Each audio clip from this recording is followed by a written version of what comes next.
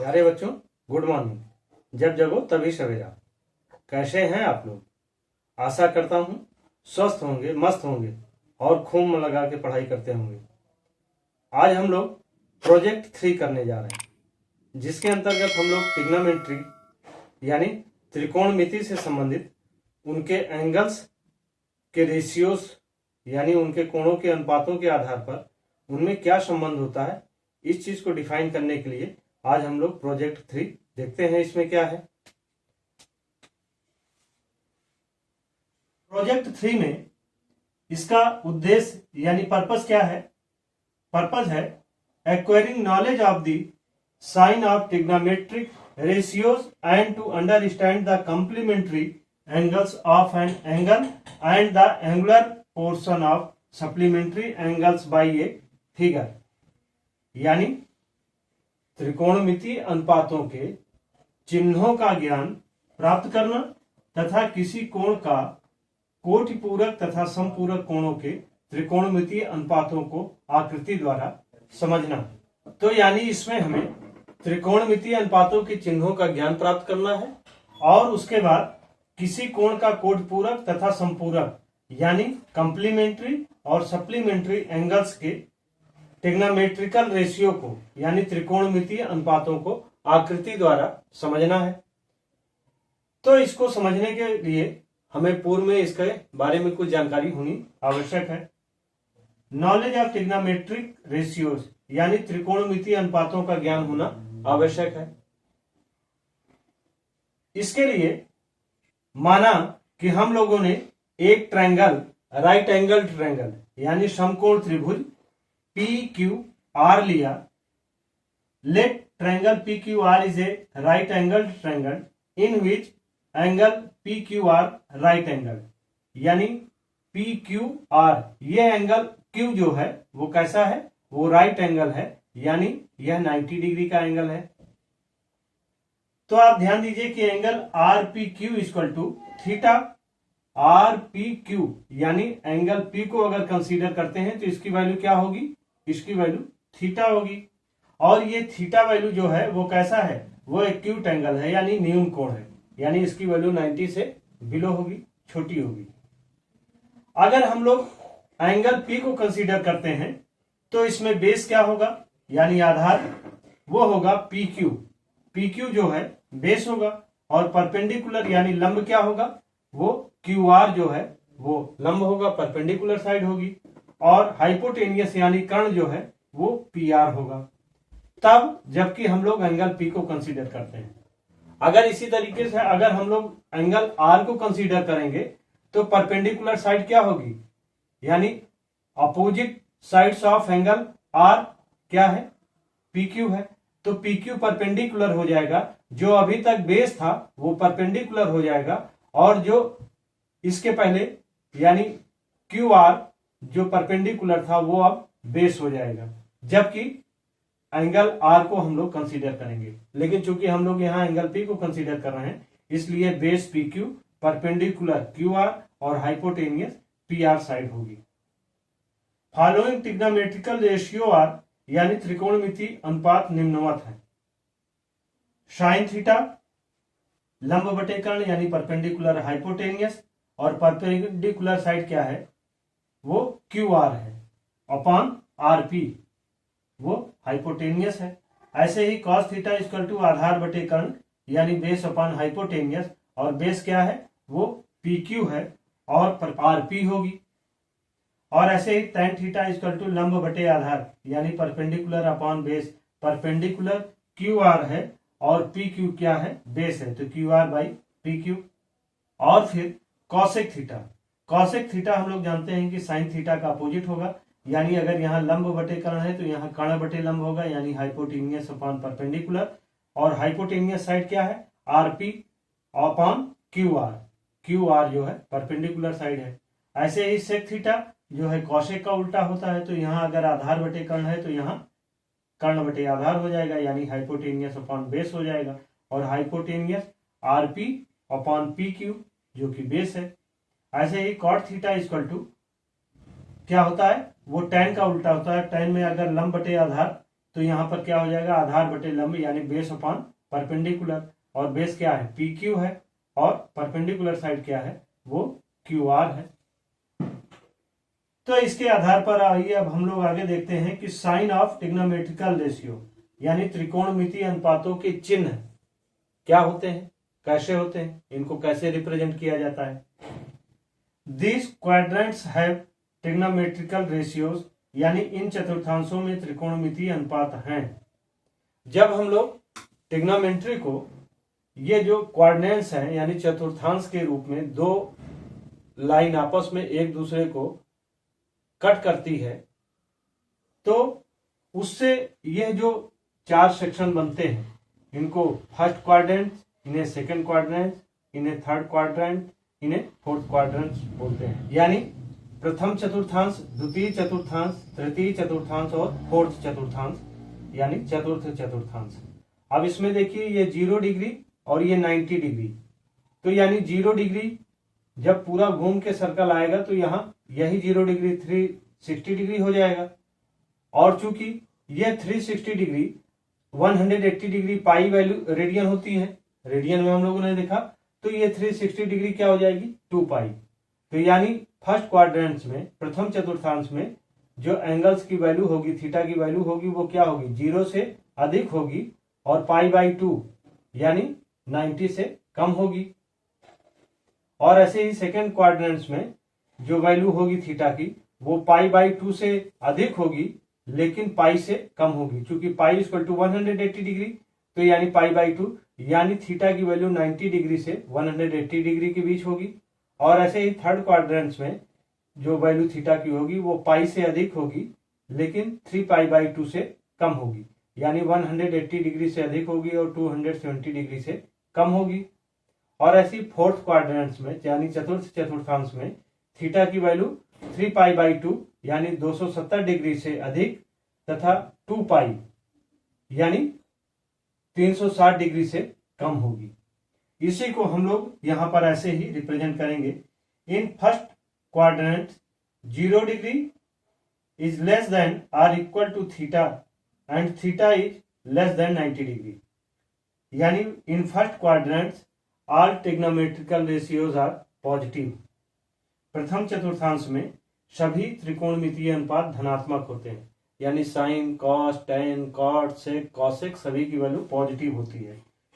In second quadrants 90 degree is less than or equal to theta and theta also be less than or equal to 180 degree, यानी second quadrants में, द्वितीय चतुर्थांश में sine और cosec are positive and other ratios are negative, यानी द्वितीय चतुर्थांश में साइन और कॉसेक की वैल्यू धनात्मक होती है और उसके अलावा सभी वैल्यू जो होती हैं वो कैसी होती हैं, सभी रेशियोज जो होते हैं, अनुपात जो होते हैं वो ऋणात्मक होते हैं। ऐसे ही देखते हैं थर्ड क्वाड्रेंट्स में यानी तृतीय चतुर्थांश में। In third quadrants 80 degree less than theta, theta also भी लेस देन 270 डिग्री, यानी थीटा की वैल्यू 180 डिग्री से 270 डिग्री के बीच होगी। और यहाँ पर tan theta and cot theta are positive and other ratios are negative, यानी तृतीय चतुर्थांश में 180 डिग्री से अधिक थीटा की वैल्यू होगी जबकि 270 से कम होगी, जबकि tan थीटा और cot थीटा इसमें थर्ड क्वाड्रेंट्स में यानी तृतीय चतुर्थांश में पॉजिटिव होंगे यानी धनात्मक होंगे, और अन्य सभी अनुपात, अन्य सभी रेशियो जो हैं वो कैसे होंगे, नेगेटिव होंगे यानी ऋणात्मक होंगे। अब इसके बाद देखते हैं फोर्थ क्वाड्रेंट्स में। फोर्थ क्वाड्रेंट्स में in fourth quadrant 270 degree less than theta, theta also भी लेस देन 360 डिग्री, यानी थीटा की वैल्यू जो होगी वो 270 डिग्री से अधिक और 360 डिग्री से कम होगी। But cos theta and sec theta are positive and other ratios are negative, यानी चतुर्थ चतुर्थांश में 270 डिग्री से अधिक और 360 डिग्री से कम थीटा की वैल्यू होगी, और जहां पर cos थीटा और sec थीटा धनात्मक होंगे और शेष सभी रेशियोज जो होंगे वो निगेटिव होंगे यानी ऋणात्मक होंगे। ठीक, अब इसके बाद इस प्रोजेक्ट वर्क में हम लोग आगे देखते हैं कंप्लीमेंट्री एंगल्स और सप्लीमेंट्री एंगल्स के बारे में। आइए अब देखते हैं trigonometrical ratio of complementary angle 90 degree minus theta, यानी कोटपूरक कोण के त्रिकोणमितीय अनुपात। कोटपूरक कोण कौन से होते हैं? जो 90 डिग्री से कम होते हैं वो कोटपूरक कोण बोले जाते हैं। वैसे ही संपूरक कोण जो 180 डिग्री से कम होते हैं वो संपूरक कोण यानी सप्लीमेंट्री एंगल्स बोले जाते हैं। Trigonometrical ratio of supplementary angle 180 degree minus theta, यानी संपूरक कोण 180 डिग्री माइनस थीटा के लिए त्रिकोणमितीय अनुपात। तो पहले इसे देखते हैं। Following figures, if the line OS rotate at an angle of 90 degree, so it will be in the OT position, and once it turns theta in the opposite direction becomes angle MOP is equal to 90 degree minus theta. Put the MP and MQ perpendicular from the point to the OS and OT respectively. यानी निम्न आकृति के अनुसार यदि रेखा OS, ये रेखा 90 degree के कोण पर घूम जाती है, यानी OS जो है 90 डिग्री के कोण पर घूमकर क्या हो जाएगी? OT हो जाएगी। घूम जाती है तो वह OT स्थिति में होगी, तथा पुनः विपरीत यदि वो थीटा डिग्री घूम जाए, यानी OS पहले OT पर आया और फिर OT से वो थीटा डिग्री घूमा, तो यानी क्या हो गया? OM। तो ये एंगल क्या हो गई? ये थीटा डिग्री हो गई। घूम जाने पर एंगल MOP, अगर ये थीटा डिग्री है और ये 90 डिग्री मूव की थी, तो फिर MOP यानी एंगल O की वैल्यू क्या हो जाएगी? 90 डिग्री माइनस थीटा। तो बिंदु M से OS तथा OT पर, OS तथा OT पर क्रमशः MP तथा MQ लंब डालें। MP तथा MQ परपेंडिकुलर लाइन एक खींचते हैं। तो इस आधार पर अब हम लोग इसकी वैल्यू निकालना चाहें तो sine 90 degree minus theta equal to 90 degree minus theta, यानी ट्राइंगल POM लें और उसमें एंगल O को कंसीडर करें, तो साइन 90 डिग्री माइनस थीटा यानी लंब बटे कर्ण, यानी परपेंडिकुलर अपॉन हाइपोटेनियस। तो परपेंडिकुलर क्या होगी? MP होगी, यानी MP by OM, hypotenuse side यानी कर्ण। तो इसी तरीके से यह जो है बराबर होगा OQ अपॉन OM के, यानी एक बार परपेंडिकुलर क्या है? MP है, ठीक ना। और MP के जैसे ही OQ भी, यानी थीटा की वैल्यू के लिए क्या हो जाएगा? OQ हो जाएगा अपॉन OM। OM जो है कॉमन है, तो इसलिए sine 90 minus theta equal to क्या होगा? Cos theta. ऐसे ही cos 90 minus theta equal to OP by OM, OP by OM यानी QM अपॉन OM, यानी ये वैल्यू हो जाएगी cos 90 minus theta equal to sine theta. tan 90 minus theta यानी MP by OP equal to OQ by QM, यानी cot theta होगा। ऐसे ही cot 90 minus theta equal to OP by MP equal to QM upon OQ, यानी tan theta. sec 90 minus theta यानी OM by OP या OM by QM equal to cosec theta होगा। और cosec 90 minus theta यानी OM by MP is equal to OM by OQ equal to sec theta. तो यह जो है यह कंप्लीमेंट्री एंगल्स हैं, यानी कोटपूरक कोण हैं, जिनको हम लोग इस तरीके से ड्रा करते हैं। अब इसके बाद देखते हैं सप्लीमेंट्री एंगल यानी संपूरक कोण। If the line rotate 180 degree then it goes to OQ position and OM position after moving in the theta reverse direction OM position C comes। यानी यदि OP 180 डिग्री घूम जाती है, यानी OP यह लाइन जो थी वो ऐसे पूरा रोटेट करके ऐसे हो जाती है, 180 डिग्री घूम जाती है, तो OQ स्थिति में आ जाएगी, यानी OP जो है पूरा घूम जाएगी तो वो OQ की स्थिति में आ जाएगी। तथा थीटा उल्टी दिशा में घूमने के बाद, यानी यहां आने के बाद अगर थीटा डिग्री फिर उल्टी दिशा में घूम जाए तो OM स्थिति में आ जाएगी, यानी OM स्थिति में आ जाएगी और ये एंगल क्या हो जाएगी, थीटा हो जाएगी। तो angle QOM equal to theta, angle POM यानी यह एंगल, ये क्या हो जाएगा 180 डिग्री माइनस थीटा, क्योंकि ये टोटल एंगल क्या है 180 डिग्री है और उसमें से अगर थीटा आप माइनस कर दोगे तो ये एंगल आ जाएगा 180 माइनस थीटा। तो ऐसे ही साइन की वैल्यू निकालने के लिए साइन 80 डिग्री माइनस थीटा यानी लंब बटे कर्ण और परपेंडिकुलर हाइपोटेनियस, और परपेंडिकुलर क्या है MQ जो है परपेंडिकुलर है अपॉन OM ये जो है हाइपोटेनियस साइड है।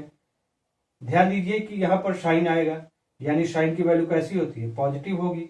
ऐसे ही cos 80 डिग्री माइनस थीटा यानी आधार बटे कर्ण और बेस अपॉन हाइपोटेनियस यानी माइनस OQ क्या होगा, इस पर जो है ये माइनस जाएगा तो माइनस OQ अपॉन OM यानी कर्ण यानी हाइपोटेनियस साइड। तो यहाँ cos की वैल्यू क्या होगी माइनस cos थीटा।